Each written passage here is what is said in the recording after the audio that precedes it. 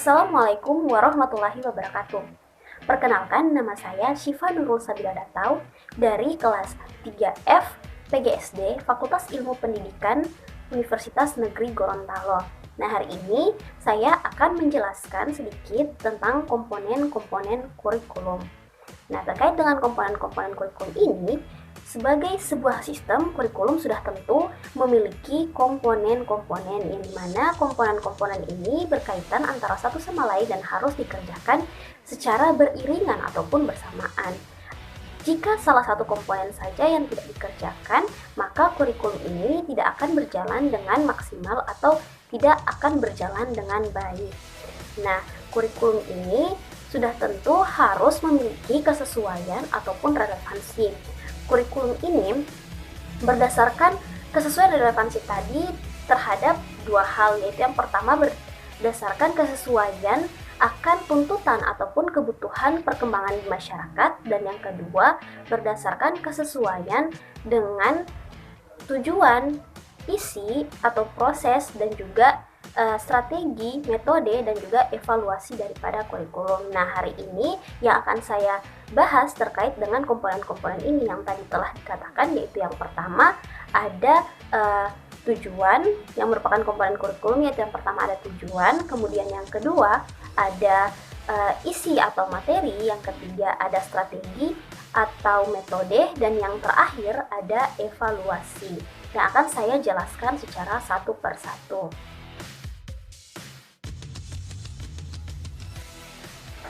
Baik, yang pertama itu ada komponen tujuan, di mana komponen tujuan ini yaitu menjadi target ataupun sasaran yang harus dicapai dalam melaksanakan kurikulum atau suatu kurikulum. Nah, komponen tujuan ini sangat penting dikarenakan melalui tujuan, materi atau isi, proses, dan evaluasi dapat terkendalikan sehingga tujuan kurikulum tersebut dapat berjalan dengan baik. Nah, tujuan kurikulum ini dispesifikasikan menjadi dua, yaitu tujuan pembelajaran umum dan tujuan pembelajaran khusus, di mana tujuan pembelajaran umum ini yaitu tujuan yang harus dicapai dalam satu semester. Sedangkan tujuan pembelajaran khusus itu yaitu target yang harus dicapai dalam setiap kali tatap muka. Adapun dalam kurikulum berbasis kompetensi, tujuan pembelajaran umum ini kita kenal dengan nama standar kompetensi, dan tujuan pembelajaran khusus kita kenal dengan nama kompetensi dasar.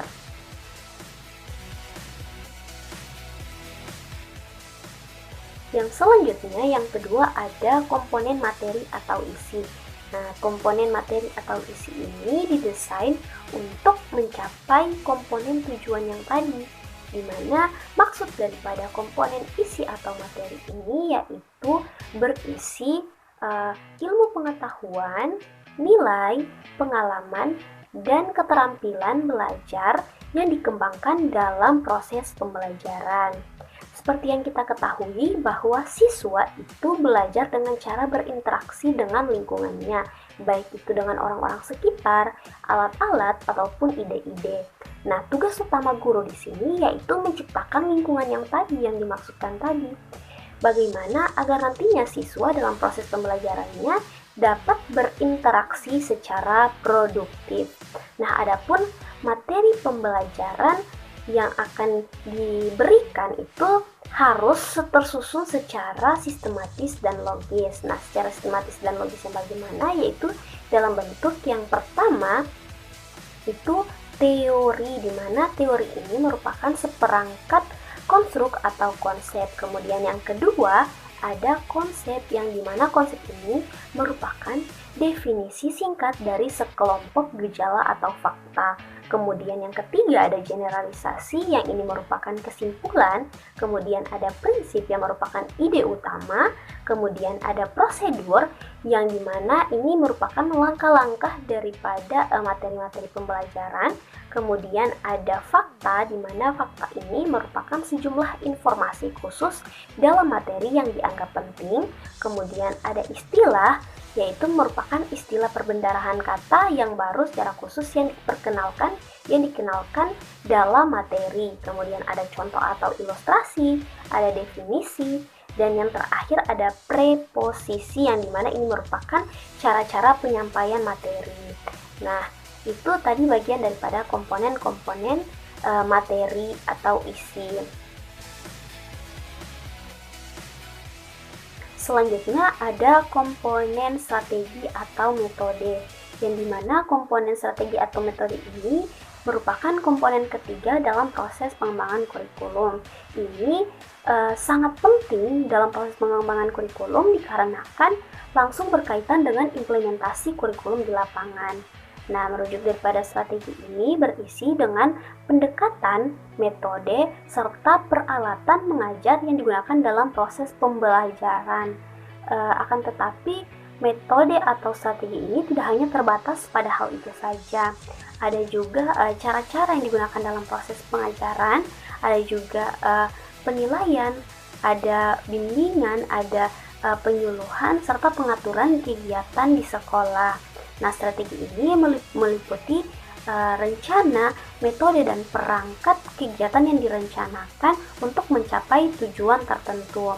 Upaya untuk mengimplementasikan rencana yang disusun dalam kegiatan nyata agar tujuan yang telah disusun secara optimal dinamakan metode. Nah, yang terakhir ada komponen evaluasi. Nah, komponen evaluasi ini sangat penting artinya dalam pengembangan kurikulum.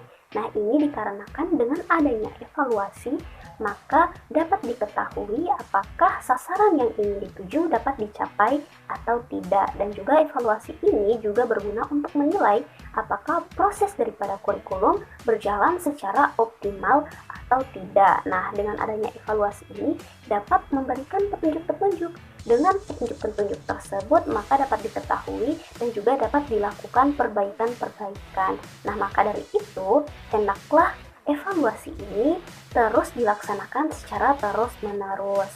Nah, evaluasi kurikulum yang dimaksud ini itu yaitu menilai suatu kurikulum sebagai program pendidikan untuk menentukan efisiensi, efektivitas, relevansi, produktivitas program dalam mencapai tujuan pendidikan. Baik, itulah sedikit penjelasan dari saya terkait dengan komponen-komponen dalam pengembangan kurikulum.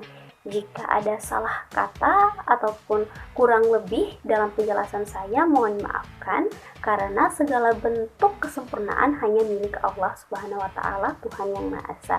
Sekian dari saya, wabillahi taufiq wal hidayah. Assalamualaikum warahmatullahi wabarakatuh.